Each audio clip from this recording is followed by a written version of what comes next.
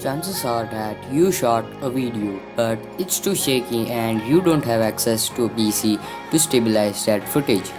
Now, in that case, you can use your smartphone to stabilize it. So, for this, you don't need to download any kind of application because the application I'll be using for this tutorial is already installed in your phone, and that application is Google Photos. So, open Google Photos, select the video which you want to stabilize, click on edit button and then tap on stabilize.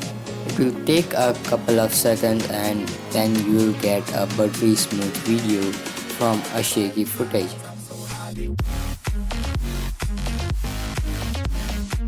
Here's a quick comparison between the video before the stabilization and the video after the stabilization.